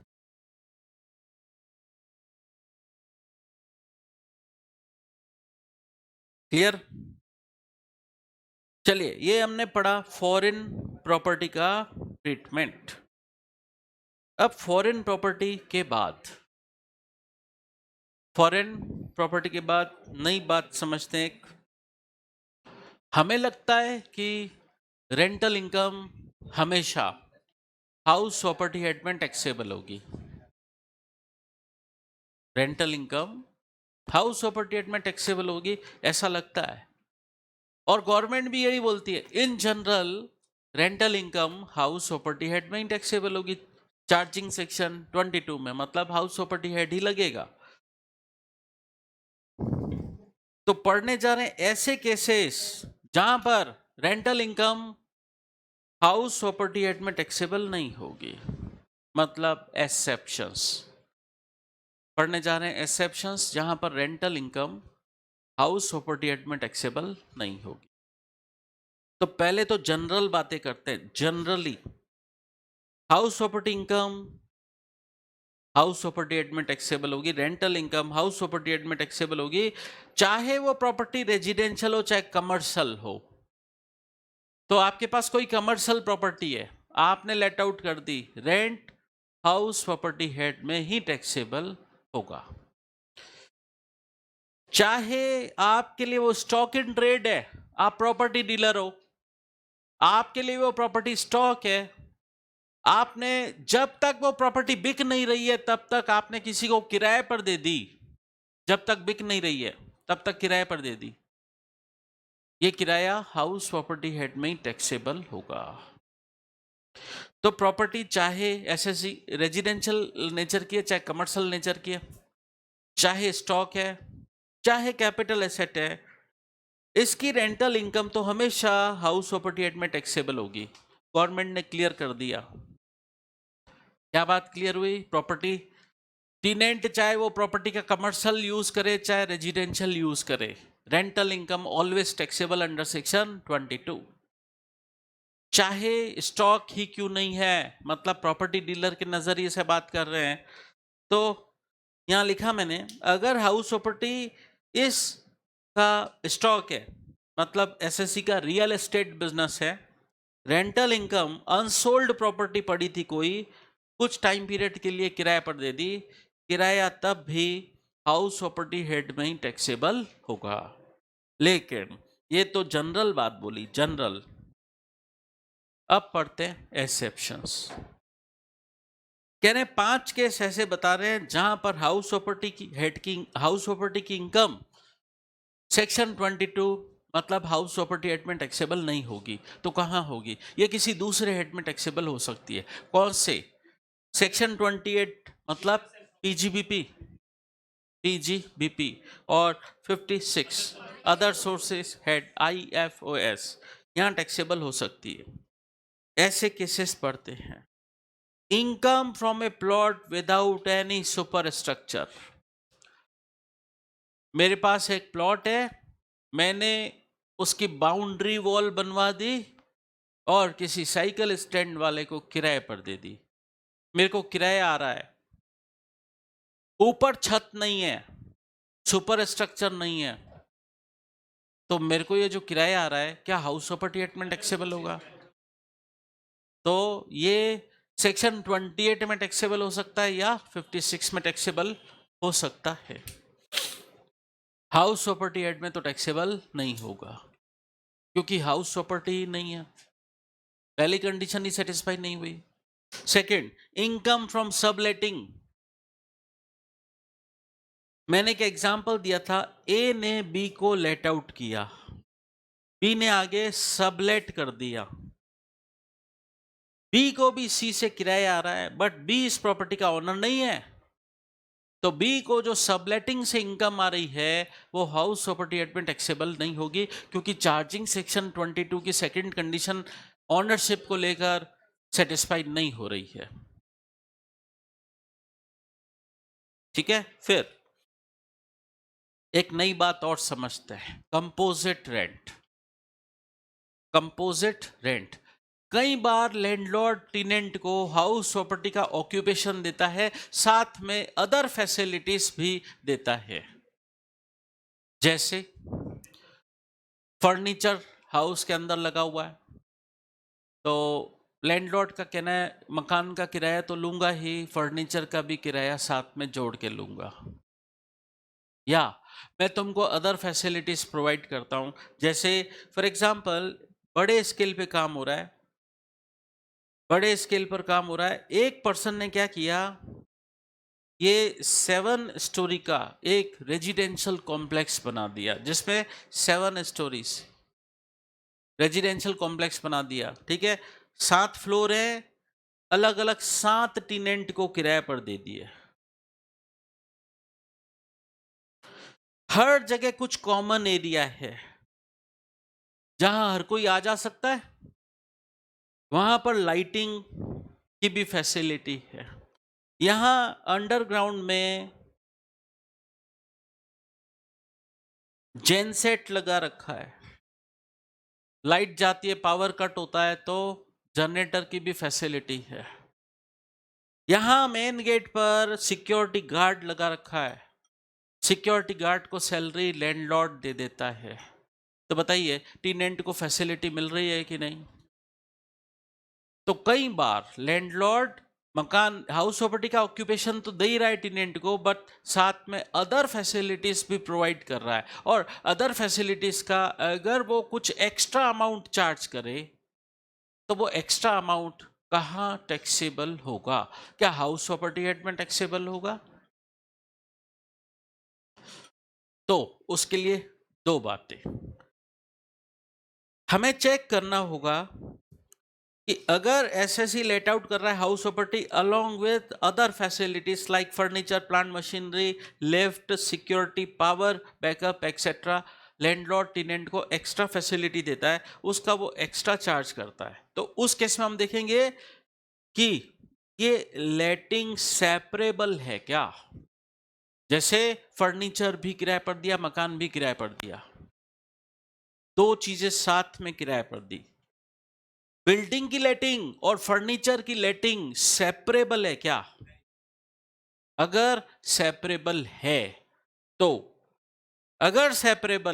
तो बिल्डिंग का किराया हाउस प्रॉपर्टी एक्ट में टैक्सेबल होगा, अदर फैसिलिटीज का किराया सेक्शन 28 और 56 में टैक्सेबल होगा। बिल्डिंग का किराया हाउस प्रॉपर्टी एक्ट में, अदर फैसिलिटीज का किराया हाउस प्रॉपर्टी एक्ट में टैक्सेबल नहीं होगा। ठीक है, अगर सेपरेबल है, लेटिंग सेपरेबल है मतलब अलग अलग लेट आउट किया जा सकता है तो। लेकिन कई बार ऐसा केस भी देखने को मिलता है कि लेटिंग इनसेपरेबल है, अलग अलग लेट आउट हो ही नहीं सकता, अलग अलग लेट आउट। कैसे? मान लीजिए मेरे पास कोल्ड स्टोरेज है, मैंने किराए पर दे दिया। अब कोल्ड स्टोरेज में क्या बिल्डिंग है, बिल्डिंग के अंदर मेरी प्लांट मशीनरी इंस्टॉल कर रखी है, तो कोल्ड स्टोरेज के अंदर जो प्लांट मशीनरी है क्या मैं अलग लेट आउट करूं और बिल्डिंग अलग? क्या इस केस में दोनों चीजों की लेटिंग अलग अलग किराए पर देना पॉसिबल हो सकता है क्या? नहीं। तो इस केस में ये कहलाता है लेटिंग इनसेपरेबल है, अलग अलग लेट आउट हो ही नहीं सकता। अब किराया इकट्ठा मिल रहा है तो कहां टैक्सेबल होगा? हाउस प्रॉपर्टी एक्ट में आएगा ही नहीं। कोल्ड स्टोरेज का किराया हाउस प्रॉपर्टी एक्ट में टैक्सेबल ही नहीं होगा, ये दूसरे हेड में टैक्सेबल होगा, या तो पीजीबीपी हेड मतलब सेक्शन 28 या अदर सोर्सेस हेड मतलब सेक्शन 56। तो ये भी देखना रहेगा। अब पॉइंट नंबर डी समझाता हूं, उसमें भी rental income house property act में टैक्सेबल नहीं होगी। कैसा केस है? एक प्रैक्टिकल केस बताता हूं। जोधपुर के पास गोटन है, गोटन, वहां पर गोटन फेमस है, जेके सीमेंट वालों ने वहां पर अपना प्लांट फैक्ट्री लगा रखी है।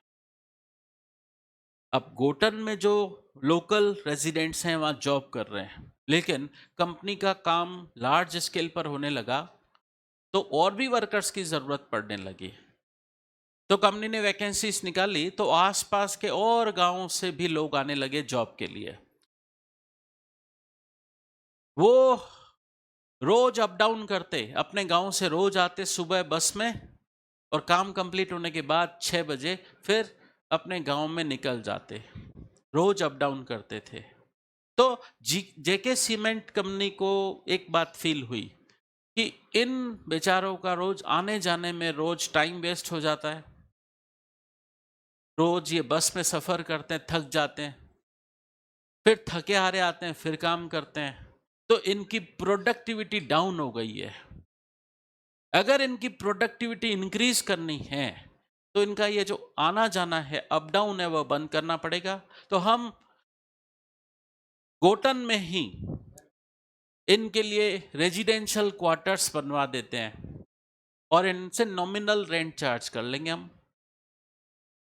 ठीक है, नॉमिनल रेंट चार्ज करेंगे, फिर इनको ऑफर देंगे कि आप इधर जॉब करते हो तो आपके लिए ये रेजिडेंशियल क्वार्टर है, आप तो हमें नॉमिनल रेंट दे दीजिएगा।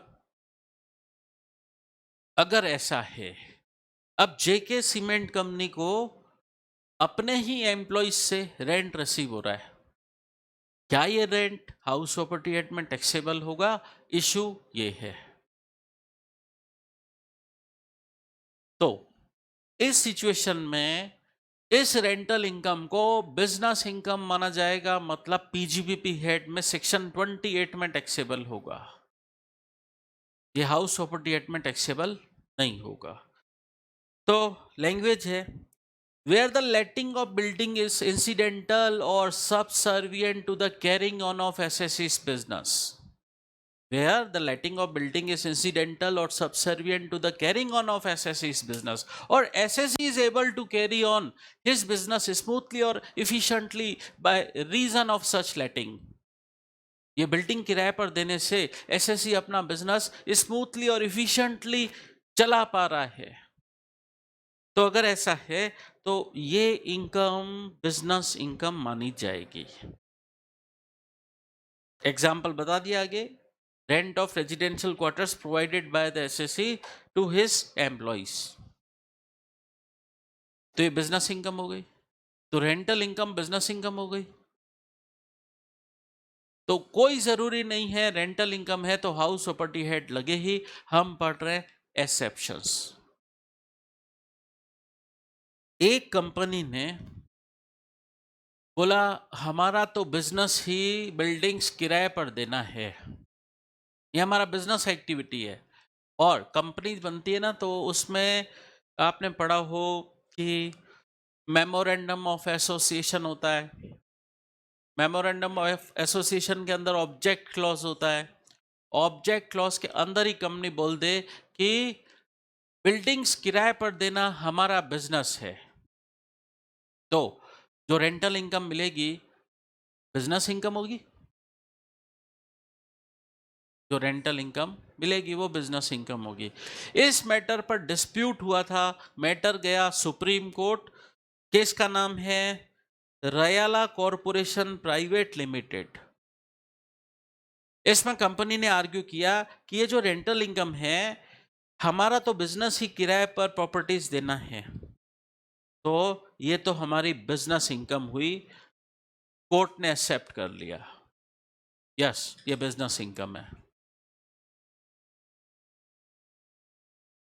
ठीक है, तो हमने पढ़े कुछ एक्सेप्शंस जहां पर rental income house property act में टैक्सेबल नहीं होती है।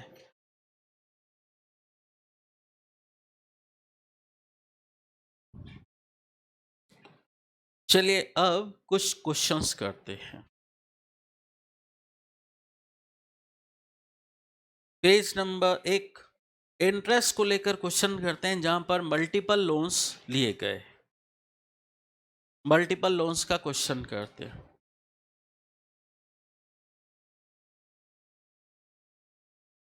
हाँ जी,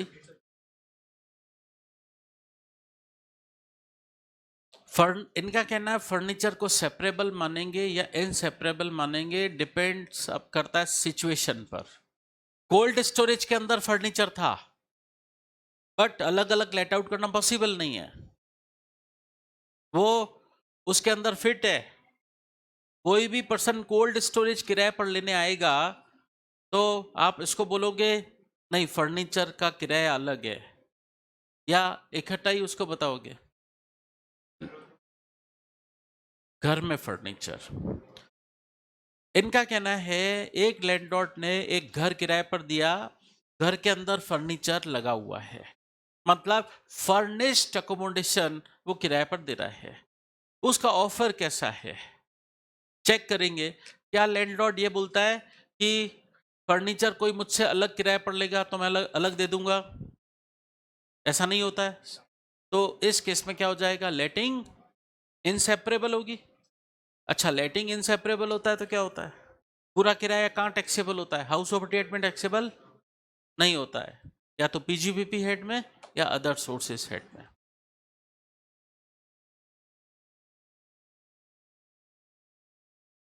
इनका कहना है वेयरहाउस दिया किराए पर, वेयरहाउस में भी मशीन लगी होती हैं जिसमें पर्टिकुलर टेम्परेचर पर अपने कस्टमर का गुड्स रखा जाता है। इस केस में आप अपने कस्टमर को सर्विस प्रोवाइड कर रहे हो और उससे जो आप चार्ज ले रहे हो वो आपकी बिजनेस इनकम है। बताइए, आपने वेयरहाउस किराए पर दिया, दो बातें हैं। अब इस बात को देखो ऐसे समझते हैं, एक मिनट, वेयरहाउस है, वेयरहाउस है, मान लीजिए वेयरहाउस लेने वाला पर्सन टीनेंट है, टेनेंट है, ठीक है। एक है लैंडलॉर्ड। इस लैंडलॉर्ड ने इस टेनेंट को वेयरहाउस किराए पर दिया। इस वेयरहाउस के अंदर बिल्डिंग है प्लस प्लांट मशीनरी फर्नीचर है। ये टेनेंट जब अपने लैंडलॉर्ड को किराया देगा, ये कंपोजिट लेटिंग का केस है, लेटिंग इनसेपरेबल है, ठीक है। तो ये इसको लैंडलॉर्ड को कौन से हेड में टैक्सेबल होगा, सेक्शन 28 या 56 में। लेकिन टेनेंट जो है वेयरहाउस का बिजनेस दे रहा है अपने कस्टमर्स को। कस्टमर आते हैं, कस्टमर अलग हैं। कस्टमर भी बोलते हैं कि हम हमारा गुड्स यहाँ आपके वेयरहाउस में रखेंगे, बदले में आपको किराया दे देंगे।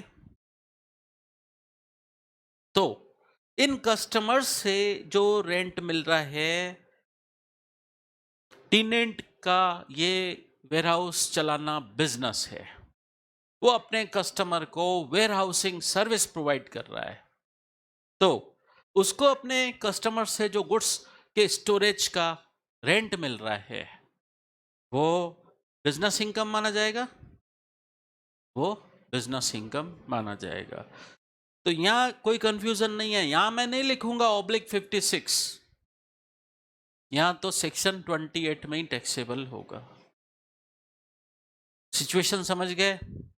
अलग अलग लोगों के लिए अलग अलग ट्रीटमेंट हो सकता है। इस लैंडलॉर्ड के लिए अलग ट्रीटमेंट था, इसके लिए अलग ट्रीटमेंट है। इनकम टैक्स में ये दो एसएससी हैं।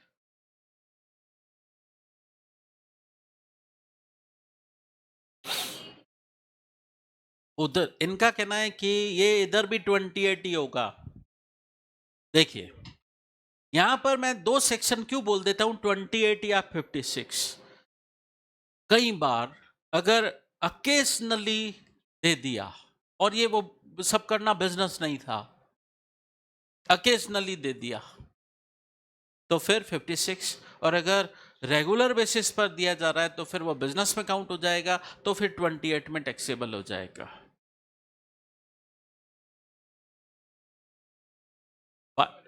मैं ये कह रहा हूं हर बार आपको सिचुएशन देखते हुए डिसीजन लेना है कि लेटिंग इनसेपरेबल है या सेपरेबल है।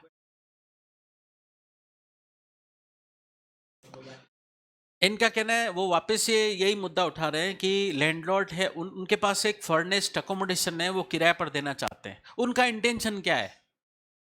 अगर कोई टेनेंट आए कि नहीं नहीं मुझे फर्नीचर तो मैं अपना लगाऊंगा, आप फर्नीचर हटा दो, क्या लैंडलॉर्ड इस बात के लिए तैयार है? नहीं है। अगर तैयार, लैंडलॉर्ड का कहना है फर्नीचर मेरा इधर ही लगा हुआ रहेगा, इसका मतलब क्या, लेटिंग इनसेपरेबल है। समझ गए? हाँ,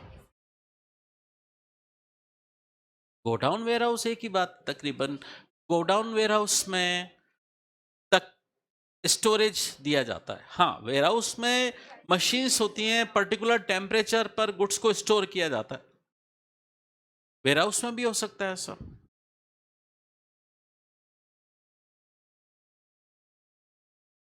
यस, गोडाउन और वेयरहाउस में फर्क है। वेयरहाउस में पर्टिकुलर टेम्परेचर पर गुड्स को रखा जाता है। गोडाउन नहीं, वेयरहाउस में रखा जाता है पर्टिकुलर टेम्परेचर पर, लेकिन गोडाउन में सिर्फ स्पेस दिया जाता है। लेकिन मेरे को अभी एक बात बताइए, ये चाहे गोडाउन हो चाहे वेयरहाउस हो, अभी इस सिचुएशन में ये टेनेंट को अपने कस्टमर से पैसा मिल रहा है, ये तो टेनेंट का बिजनेस है ना, इसके लिए तो 28 में टैक्सेबल होगा। इसका पॉइंट तो क्लियर। इसके एंगल से बात करें, गोडाउन लेट आउट किया, अगर उस गोडाउन में कोई प्लांट मशीनरी फर्नीचर कुछ भी नहीं है, तो उस केस में ये लैंडलॉर्ड के लिए सेक्शन 22 में टैक्सेबल हो जाएगा। ठीक है, मेरे कहने का मतलब है सिर्फ बिल्डिंग लेट आउट की, कोई साथ में प्लांट मशीनरी फर्नीचर था ही नहीं। तो जब साथ में कोई प्लांट मशीनरी फर्नीचर मतलब कोई अदर फैसिलिटी दी ही नहीं, इसका मतलब वो प्योरली बिजनेस बिल्डिंग का ही रेंट था। जब प्योरली बिल्डिंग का ही रेंट था तो फिर हाउस प्रॉपर्टी एडमिन टैक्सेबल होगा।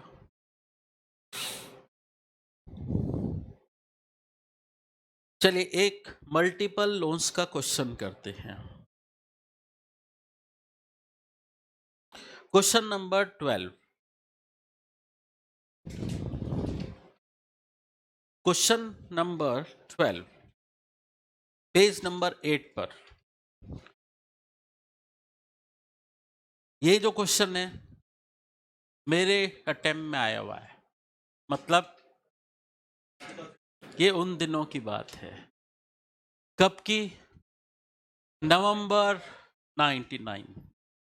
मतलब मैंने सीए ज्वाइन कब किया था? मैंने 22 अगस्त 98 को ज्वाइन किया था, और तब ज्वाइन करते वक्त से आर्टिकलशिप शुरू हो जाती थी फर्स्ट डे से। उस वक्त रूल्स अलग थे, फर्स्ट डे से आर्टिकलशिप शुरू हो जाती थी, और उसी रीजन की वजह से फर्स्ट एग्जाम 1.25 साल बाद होता था। तो वो एग्जाम नवंबर 99, ये तब का क्वेश्चन है, नवंबर 99 का क्वेश्चन है। चलिए करते हैं। Mister Arvind commenced construction of a residential house intended exclusively for his residence. मतलब क्या? एसओपी है, ठीक है। तो कंस्ट्रक्शन शुरू किया 11 नवंबर 2022 को, कंस्ट्रक्शन शुरू किया। फिर कह रहे हैं लोन लिया 5 लाख का, इस पर इंटरेस्ट रेट दे रखी है 16%। उसके आगे कुछ नहीं लिखा है कि वो पर मंथ है या पर एनम है। In the absence of specific information मैं इसको पर एनम मानूंगा, ठीक है। For the purpose of construction, construction के लिए लोन लिया है, तो कह रहे हैं कंस्ट्रक्शन शुरू भी कब से कर दिया? 1 नवंबर 2022 से। और लोन भी कब लिया? 1 नवंबर 2022 से लोन लिया और कंस्ट्रक्शन शुरू कर दिया। फिर कह रहे हैं 5 लाख का लोन लिया था, कंस्ट्रक्शन में काम आ रहा था, लेकिन पैसे की और जरूरत पड़ी। Finding there was an overrun in the cost of construction, और पैसा लगना था। फर्दर लोन रेज कर दिया 8 लाख का, एक और second loan, same rate of interest पर। उसकी लोन लेने की डेट दे रखी है 1 अगस्त 2023। आपको इंटरेस्ट कितना अलाउ होगा इस केस में, ये एज्यूम करना है। देखिए कंस्ट्रक्शन की स्टार्टिंग डेट कोई मायने नहीं रखती, यहाँ पर हमेशा कंस्ट्रक्शन कंप्लीशन डेट देखा जाएगा, और कंस्ट्रक्शन कंप्लीट हो गया 31/3/2023 को। अब ये मल्टीपल लोन का क्वेश्चन है, एक 5 लाख का लोन लिया, एक 8 लाख का, दोनों पर इंटरेस्ट रेट 16% है पर एनम। अब स्टूडेंट्स के दिमाग में आता है कैसे सॉल्व करें। दिमाग लगाना नहीं है, प्रोविजन के हिसाब से चलना है। 2 लोन आ गए, 3 लोन आ गए, घबराना नहीं है। आप तो हर लोन का लिखो ना कि loan first, loan second, 2 column बना दिए मैंने। दोनों लोन्स का अमाउंट लिख दिया, पहले लोन का 5 लाख, दूसरे लोन का 8 लाख, इंटरेस्ट रेट दोनों की कॉमन 16% पर एनम। अब कंस्ट्रक्शन कब कंप्लीट हुआ? मैं फर्स्ट लोन का पीआई कैलकुलेट करता हूं प्रोविजंस का ध्यान रखते हुए, पीसीपीआई कैलकुलेट करता हूं। लोन कब लिया गया? लोन कब लिया गया? फर्स्ट लोन कब लिया गया? 1 नवंबर 2022 को। ये लोन लेने की date of loan taken. Loan repay हुआ है क्या अभी तक? नहीं। कंस्ट्रक्शन कंप्लीट हो गया? हो गया। कंस्ट्रक्शन कंप्लीशन से इमीडिएटली प्रीसीडिंग 31 मार्च, तो कंस्ट्रक्शन कंप्लीट हुआ मेरा 31 मार्च 2024 को एग्जैक्ट। तो उससे इमीडिएटली प्रीसीडिंग 31 मार्च क्या रहेगी? 31 मार्च 2023। पीसीपीआई हो गया? प्री कंस्ट्रक्शन पीरियड आ गया। तो 1 नवंबर 2022 से लेकर 31/3/2023 ये महीने कितने हैं? नवंबर, दिसंबर, जनवरी, फरवरी, मार्च, 5 महीने। 5 महीने का इंटरेस्ट बनेगा पीसीपीआई।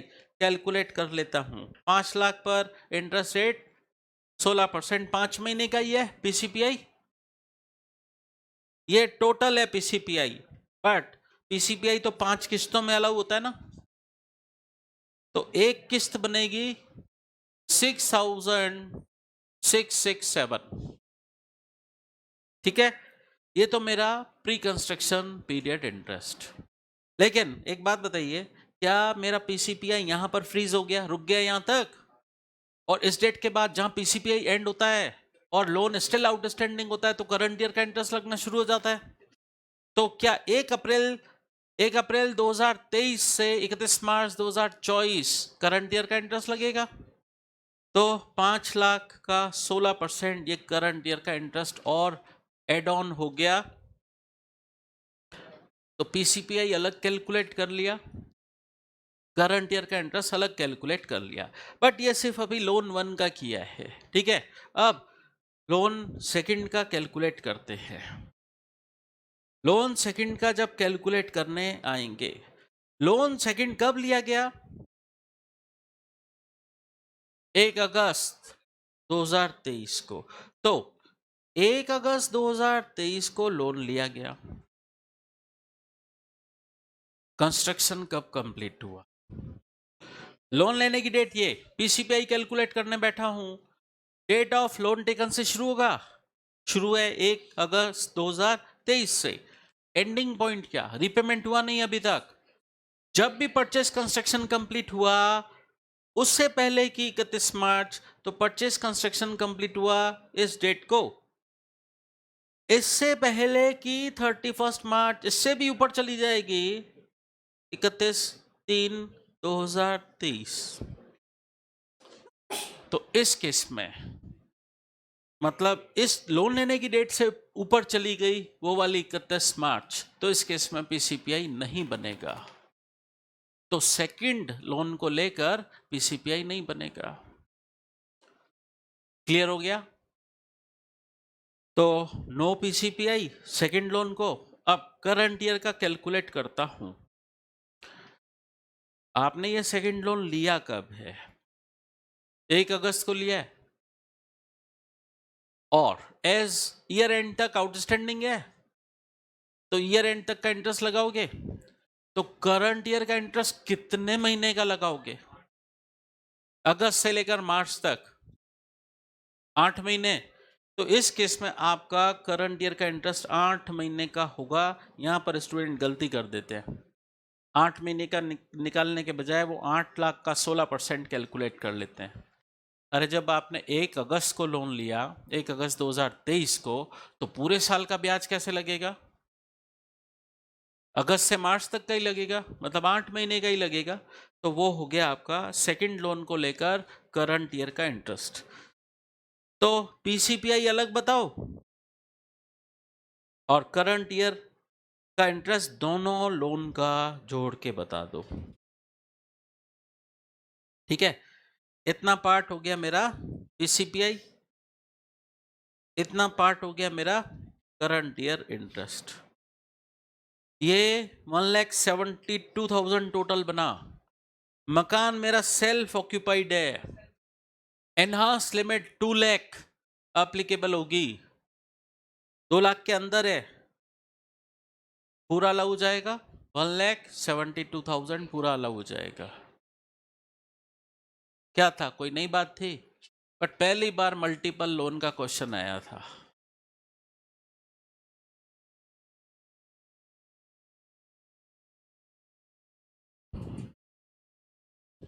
होमवर्क नोट करें।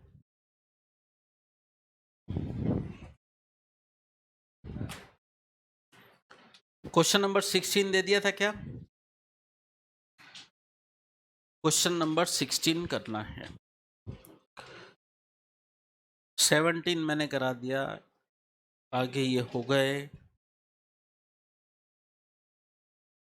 ये को ऑनरशिप का है, जॉइंट ऑनरशिप समझ चुके हैं। Question number 21 homework. 22 होमवर्क। आज सैटरडे है, कल संडे, तो आपके पास काफी टाइम है करने का। कल छुट्टी है संडे की। बात अभी 1-2 संडे छुट्टी रहेगी, फिर 1-2 संडे जब तक आप थोड़ा हैबिचुअल हो, उसके बाद से संडे संडे को आपके क्लास टेस्ट होंगे।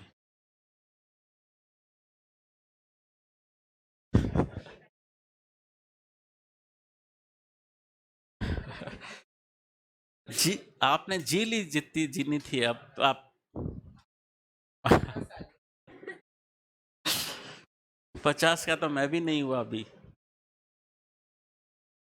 आपको लगता नहीं मैं कितना यंग हूं? देखो, मेरी त्वचा से मेरी उम्र का पता ही नहीं पड़ता।